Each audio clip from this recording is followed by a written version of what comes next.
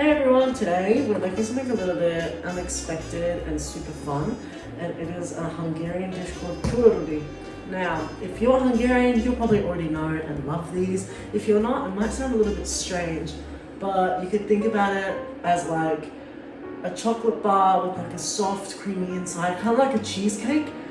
It's like a soft, creamy cheese inside with like a crispy chocolate shell on the outside. Yeah, I know the cheese kind of sounds disgusting, but I promise you it is the best thing you will ever have. 500 grams of well-drained ricotta, 200 grams of powdered sugar, 1 teaspoon of vanilla extract, and 1 lemon zest. That's all the ingredients you need. It's pretty simple, and they all should be in your pantry. We're going to run through with the 500 grams of drained ricotta. We're going to need to wash our hands for this first, as we're going to be squishing it until it is all smooth and not lumpy. If it's lumpy, we can put it through a food processor or some kind of processor to make it a little bit smoother, as it should be smooth. Oh my god, I'm actually gonna freeze my hand. Oh wow, my hands are gone. The smoother it is, the better it is, because you want that creamy texture. Next we have the 200 grams of powdered sugar, the full lemon zest, and the vanilla extract.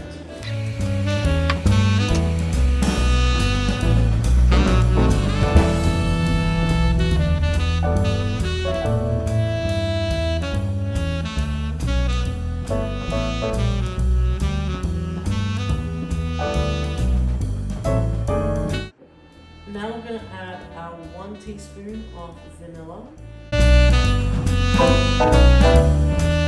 Now we mix until everything is fully mixed and all smooth, and then we're going to shape it into bars.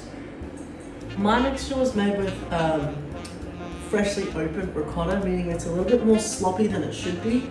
So we're going to ignore the way that mine looks, and it's supposed to look a little bit more like this. So not like this. Now, if your ricotta is a little bit more full, you should be able to roll it into balls and then into sticks and put them onto a tray lined with baking paper. But if it's come out more runny, you can put it into a Ziploc bag and try form them. Pretend that it's icing.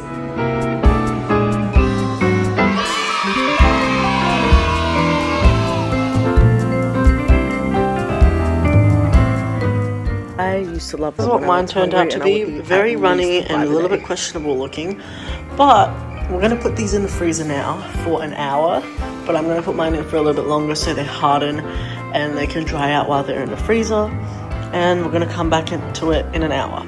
It's the next morning and I've left my ricotta in the freezer for about 8-9 hours because mine was a lot runnier than it should have been. Now we're going to move on to the coating. We're going to melt 200 grams of dark chocolate or milk chocolate, it's totally up to you, and melt it with about a tablespoon of oil to have that thin and crunchy texture that it has once it sets.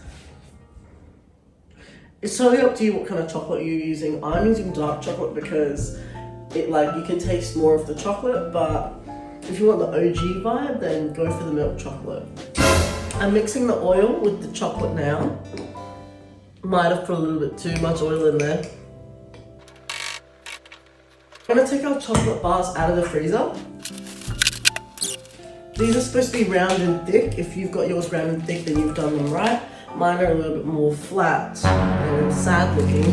The easiest way to do this is to stick your fork into the stick and just dip. While I do this, let's talk about the history behind these desserts. Rudi has been around in Hungary since the 1960s.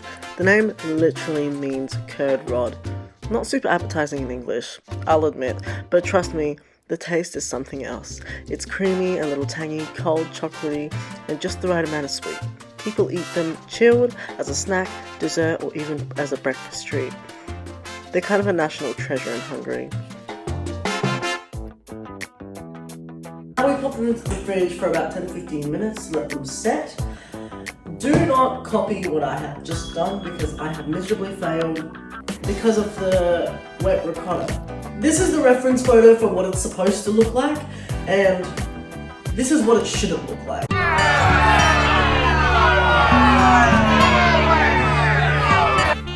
I've made this dozens and dozens of times, and this is definitely the worst batch I have ever made. Even my first batch was so much better than this. I don't know what happened. I blame the ricotta, not me. There you have it, homemade turo rudis. Whether you grew up with it or you just discovered it, you now know how to make it. Even though they all look a little bit questionable, let me try it anyway.